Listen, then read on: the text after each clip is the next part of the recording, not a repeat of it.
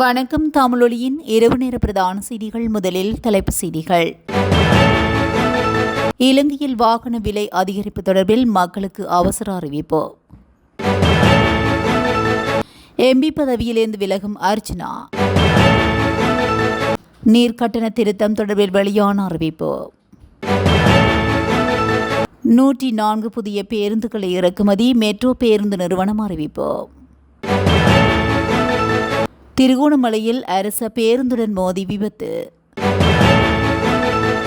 வெளிவிவகார அமைச்சின் சேவைகள் மீண்டும் ஆரம்பம், பொதுமக்களுக்கு முக்கிய அறிவுறுத்தல். 4 மாவட்டங்களுக்கு மின்னல் அபாய சிவப்பு எச்சரிக்கை. நாட்டில் எரிபொருள் நுகர்வில் ஏற்பட்டுள்ள சடுதியான மாற்றம். யாழ்ப்பாணத்தில் காட்டுப்பகுதியில் கிடந்த பொதிகளால் பரபரப்பு. தொடர்பான விரிவான செய்திகள். வாகனங்களின் விலைகள் அதிகரிக்கப்படுவது தொடர்பில் முக்கிய அறிவிப்பு ஒன்றை வெளிவிவகார அமைச்சர் விஜித கேரத் விடுத்துள்ளார். இது தொடர்பில் அவர் மேலும் தெரிவிக்கையில், புதிய மேலதிக வரி விதிவுக்கு அமைய மே 16ஆம் தேதிக்கு முன்னர் இறக்குமதி செய்யப்பட்ட வாகனங்கள் மற்றும் கடன் பத்திரம் திறக்கப்பட்ட வாகனங்களின் விலைகளை காரணத்துக்காகவும் அதிகரிக்க முடியாது. அத்துடன் புதிய மேலதிக வரியை அடிப்படையாக கொண்டு சில இறக்குமதியாளர்கள் விலைகளை அதிகரிப்பது மோசடியானது. இதுகுறித்து மக்கள் தெரிவுடன் இருக்க வேண்டும் என்றும் குறிப்பிட்டுள்ளார்.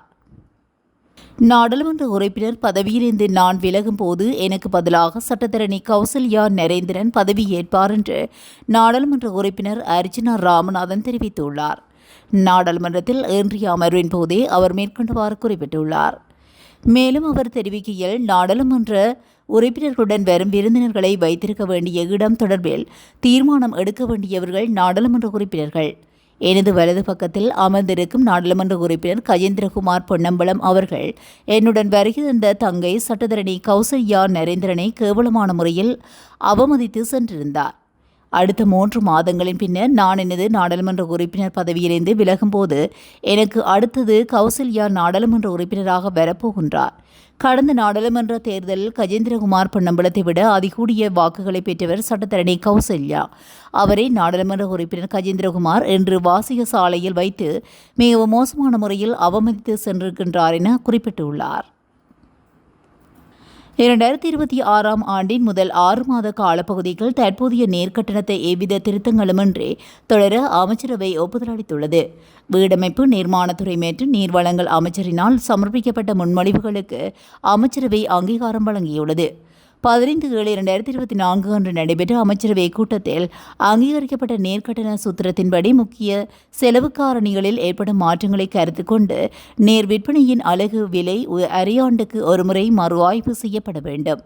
2025ஆம் ஆண்டுக்காக தேசிய நீர்வளங்கள் மற்றும் வடிகால் அமைப்பு சபையின் நிதி அறிக்கைக்கு அமைய மேற்கொள்ளப்பட்ட பகுப்பாய்வின்படி தற்போதைய நேர்கட்டணத்தின் மூலம் முழுமையான செயல்பாட்டு செலவுகளை ஈடு செய்ய முடியும் என்பது உறுதி செய்யப்பட்டுள்ளது.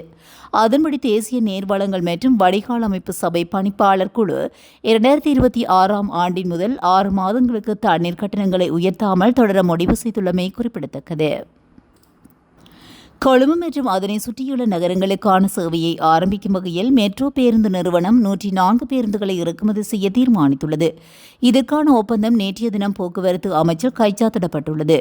தற்போதைக்கு கொழும்பு மெட்ரோ சுற்றுப்புறங்களில் மேற்கொள்ளப்படும் மெட்ரோ சொகுசு பேருந்துகளின் சேவைகளை விஸ்தரிக்கும் நோக்கிலேயே மேலும் 104 புதிய பேருந்துகளை இறக்குமதி செய்ய தீர்மானிக்கப்பட்டுள்ளது. எதிர்வரும் ஆகஸ்ட் மாதத்தில் இலங்கையை வந்தடையவுள்ள குறித்த பேருந்துகள் அதன்பின் உடனடியாக சேவையில் ஈடுபடுத்தப்படும் என மெட்ரோ நிறுவனம் தெரிவித்துள்ளது. திருகோணமலை மட்டக்களப்பு பிரதான வீதியின் மூதூர் போலீஸ் பிரிவுக்குட்பட்ட பகுதியில் ஏற்பட்ட விபத்தில் ஒருவர் படுகாயமடைந்துள்ளார். இந்த சம்பவம் இன்று இடம்பெற்றுள்ளது.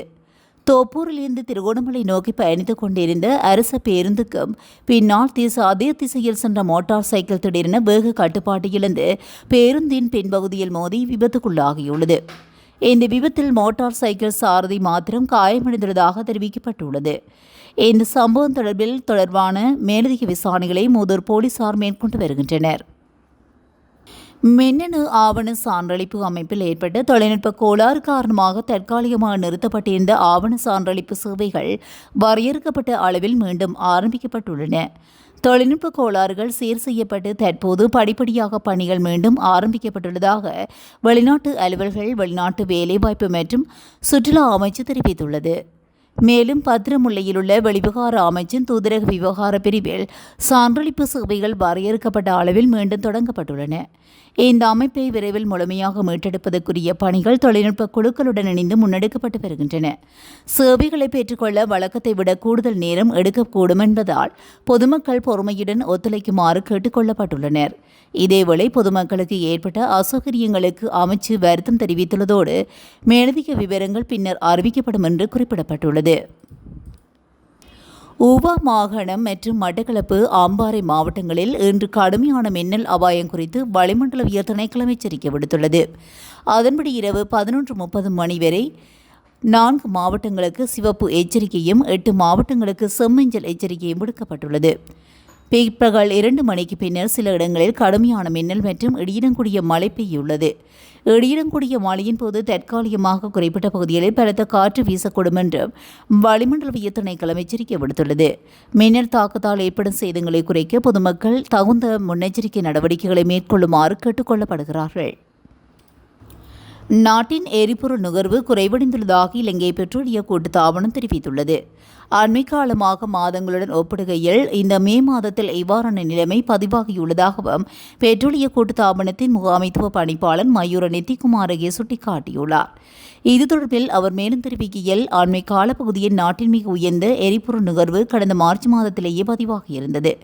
இதேவேளை நாட்டின் எதிர்கால எரிபொருள் தேவையை நிவர்த்தி செய்யும் பொருட்டு எதிர்வரும் நவம்பர் மாதத்துக்கு தேவையான எரிபொருளை இறக்குமதி செய்வதற்கான கொள்முதல் கட்டளைகள் தற்போதே பிறப்பிக்கப்பட்டு வருகிறது என அவர் சுட்டிக்காட்டியுள்ளார். பருத்தித்துறை வள்ளிபுரம் காட்டுப்பகுதியில் மறைத்து வைக்கப்பட்டிருந்த பெருந்தொகையான கேரளா கஞ்சா போலீசாரால் கைப்பற்றப்பட்டுள்ளது. நேற்று மாலை இந்த சம்பவம் நிகழ்ந்துள்ளது. வள்ளிபுரம் காட்டுப்பகுதியில் மறைத்து வைக்கப்பட்டிருந்த 18 கிலோகிராம் கேரளா கஞ்சா கைப்பற்றப்பட்டுள்ளது. இதனுடன் தொடர்புடைய சந்தேக நபர்களை கைது செய்வதற்காக பருத்தித்துறை போலீசார் மேலதிக விசாரணைகளில் ஈடுபட்டு வருகின்றனர்.